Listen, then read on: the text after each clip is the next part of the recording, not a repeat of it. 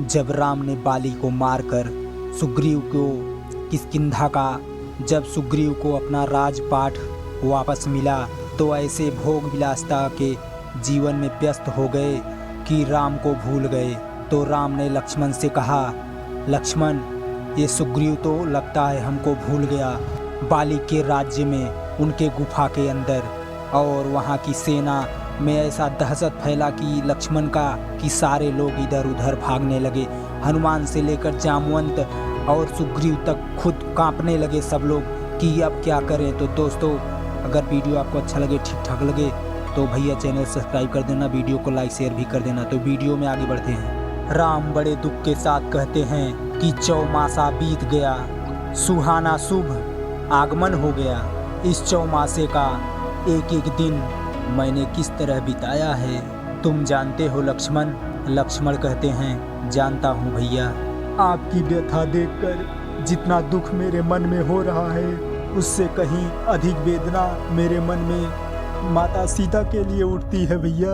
वो अपने दिन किस प्रकार बिता रही होंगी। राम कहते हैं, रह रह कर मन में एक बिजली सी कौंध उठती है, पता नहीं सीता इस संसार में है कि नहीं। लक्ष्मण कहते हैं, नहीं नहीं भैया, ऐसे अमंगल कार्य कल्पना कदापि उचित नहीं। राम कहते हैं, उसके कोमल तन और ऐसी कठोर यातना कैसे सहन कर सकेगा। अपने को सर्वसमर्थ सर्वशक्तिमान सबका कल्याण चाहने वाला ये राम अपने आप के लिए कैसा असमर्थ बना बैठा है। लक्ष्मण, मैंने यह 4 मास बिताए हैं सुग्रीव के आश्रय, परंतु अब ऐसा लगता है सुग्रीव को अपने वचन का अब कोई भी विचार नहीं। ना ही वो स्वयं आया और ना ही उसने कोई ऐसा उद्योग दिखाया कि वर्षा ऋतु बीतने के पश्चात उसे अपने मित्र के लिए कुछ करना है, उसका कुछ कर्तव्य है। लक्ष्मण कहते हैं, भैया आखिर है तो वो चपल बानर की जाति, उनका कौन सा कर्तव्य, कौन सी नैतिकता। राम कहते हैं, दुख तो इस बात की है मेरी चिंता हनुमान को भी नहीं है। लक्ष्मण कहते हैं, वैसे हनुमान विद्वान और ज्ञानवान है, पर है तो सुग्रीव का ही साथी। यदि वो कुछ करना भी चाहेगा तो क्या करेगा। भैया असली अपराधी तो वो कृतज्ञ मिथ्याचारी स्वार्थी सुग्रीव है। राम कहते हैं, हाँ लक्ष्मण, अपना मनोरथ पूरा करवाकर वो मेरी अवज्ञा कर रहा है। राजवैभव के विलास में डूबकर उसे अपनी प्रतिज्ञा का भी ध्यान नहीं रहा। इसलिए हे लक्ष्मण, तुम एक बार किष्किंधापुरी जाओ, उसे सावधान करो। वो मेरी प्रत्यंचा की भयंकर टंकार को भूल गया है, वो बाली के प्राण लेने वाले मेरे अमोघ बाण को भूल गया है। लक्ष्मण कहते हैं, आपके चरणों की शपथ लेकर जाता हूँ भैया, अब सुग्रीव की रक्षा इस धरातल पर कहीं संभव नहीं। किष्किंधा से घसीट कर लाकर आपके चरणों में डाल दूंगा। यदि उसने जोर दिखाया, मेरा एक ही बाण उसके जीवन का डोर समाप्त कर देगा। वहीं उसे ढेर करके उसके भाई बाली के पास पहुंचा दूंगा। राम कहते हैं, ठहरो लक्ष्मण, इतनी उत्तेजना और आवेश में भी अपने स्थान से जाना उचित नहीं। इस समय जो हमारे मन में उद्योग उत्पन्न हो रहा है वो हमारे अपने कार्य सिद्धि में विलंब होने के कारण हमारी निराशा की हीन भावना मात्र है। तुम सदाचारी हो, संयम खोकर सुग्रीव का इतना अनहित करने की बात सोचना हमें शोभा नहीं देता। सुग्रीव को हम मित्र भी कह चुके हैं और ये बात हमें भूलनी नहीं चाहिए। प्रेम का धर्म सबसे बड़ा धर्म है और उसका पालन करना सबसे पुनीत कर्तव्य है। जाओ, समय और परिस्थिति के हिसाब से संयम से काम लेना। हो सकता है हम सुग्रीव पर मिथ्या ही दोषारोपण कर रहे हों और वो वास्तव में हमारे ही कार्य में संलग्न हो। लक्ष्मण कहते हैं, इस बात का निश्चय तो वहीं जाकर होगा कि सुग्रीव किस बात में संलग्न है इतना। तभी अंगद कहते हैं, दुहाई है हनुमान जी, दुहाई है। हनुमान कहते हैं, क्या हुआ अंगद। अंगद कहते हैं, लक्ष्मण किष्किंधा में प्रवेश कर चुके हैं। तो जामवंत कहते हैं, इसमें इतना घबराने की क्या बात है। अंगद कहते हैं, घबराने की बात यह है कि वो अति क्रोध में हैं। ऐसा लगता है कि मानो किसी ज्वालामुखी का लावा बढ़ता चला आ रहा है। उनके फूंकार से जैसे आग निकल रही है। नगरवासी डर के मारे अपने अपने घरों के केवाड़ बंद करके छुप गए हैं। वो सीधा राजमहल की ओर बढ़ रहे हैं। जामवंत कहते हैं, जो आशंका थी वो संकट सामने आ ही गया। अब क्या होगा हनुमंत? हनुमान कहते हैं, लक्ष्मण के क्रोध से भूमंडल कांपता है। किष्किंधा किस गिनती में है? जामवंत कहते हैं, कुछ उपाय करो हनुमंत, कहीं इसकी लपेट में महाराज सुग्रीव ही ना आ जाएं। हनुमान कहते हैं, हाँ मुझे एक उपाय सूझ रहा है। जामवंत कहते हैं, ओ उपाय तो बताओ। हनुमान कहते हैं, लक्ष्मण को सुग्रीव तक पहुंचने से पहले मैं पिछले द्वार से जाके उन्हें रोकता हूँ। विस्फोट हो उससे पहले महारानी तारा को लक्ष्मण जी के सम्मुख समझाने बुझाने और शांत करने के लिए भेज देता हूँ, क्योंकि लक्ष्मण जी नारी पर क्रोध नहीं करेंगे। बस इसी शिष्टाचार में कोप अग्नि की प्रज्वलित ज्वालामुखी धीरे धीरे शांत हो जाएगा। जामवंत कहते हैं, अति सुंदर हनुमान, तुम बुद्धिमानों में अति श्रेष्ठ हो। आप देर ना करो, जाओ। अंगद, तुम लक्ष्मण के पास जाकर थोड़ी देर के लिए उनको शिष्टाचार की बातों में रोको। लक्ष्मण जैसे ही किष्किंधा के अंदर आते हैं, जोर से गर्जना करते हैं, कहाँ है बानर राज सुग्रीव? कहो श्री राम का संदेश लेकर उनका अनुज लक्ष्मण आया है। तभी अंगद आता है और कहते हैं, मैं स्वर्गीय श्रीमान बाली का पुत्र अंगद आपके चरणों में सादर नमस्कार करता हूँ। लक्ष्मण कहते हैं, हमारा आशीर्वाद अंगद। इसी समय महाराज सुग्रीव से कहो, हम उनसे मिलना चाहते हैं। अंगद कहते हैं, आज्ञा का पालन होगा आर्य श्रेष्ठ।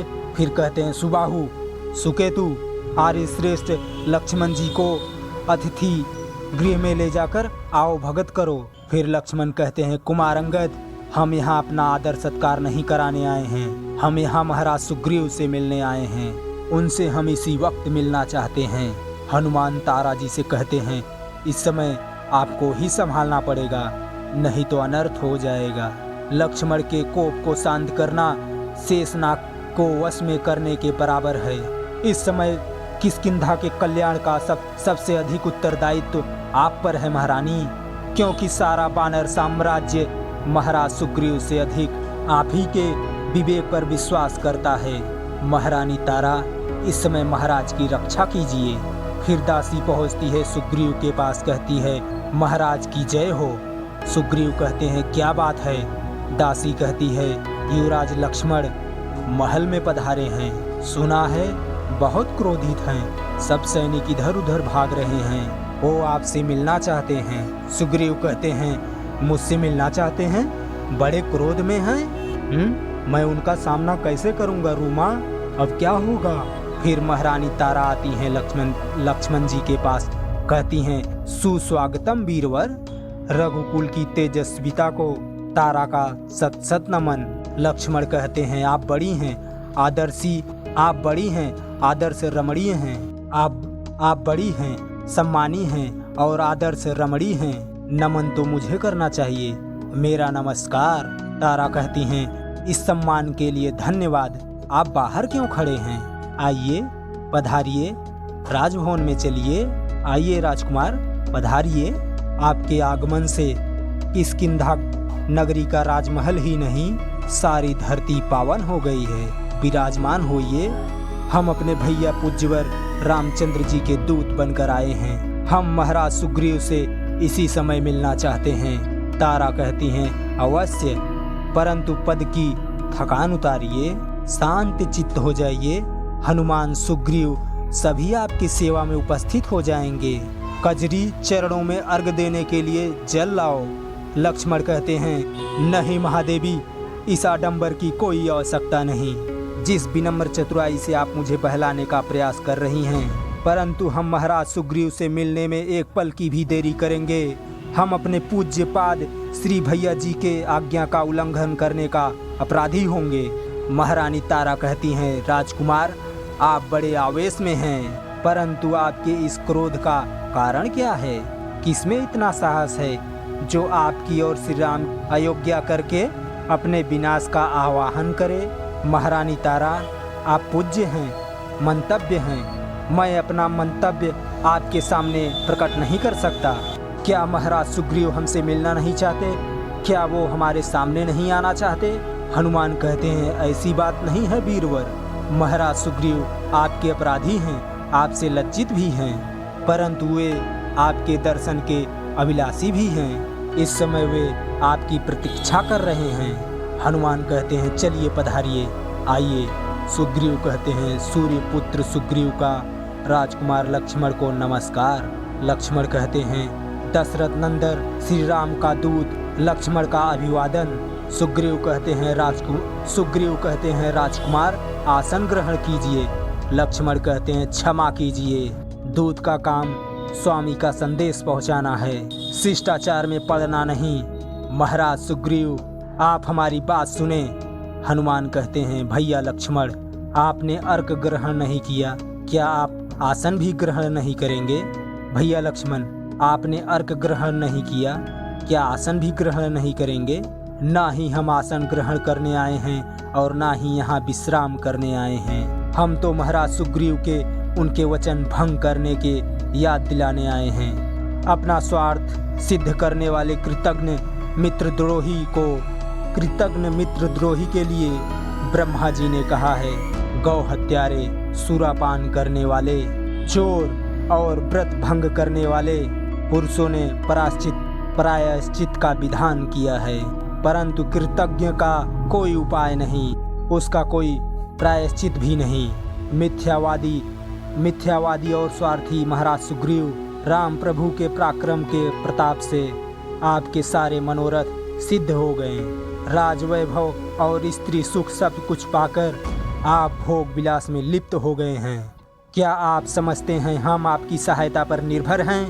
ना भूलिए महाराज, जो पृथ्वी के सबसे महाबली अमोघ बाण पराक्रमी बाली को स्वर्गपुर भेज सकता था, वह बाण श्री राम के तुणीर में अब भी है, और जिस मार्ग से बाली परलोक गया है वो मार्ग आज भी बंद नहीं हुआ।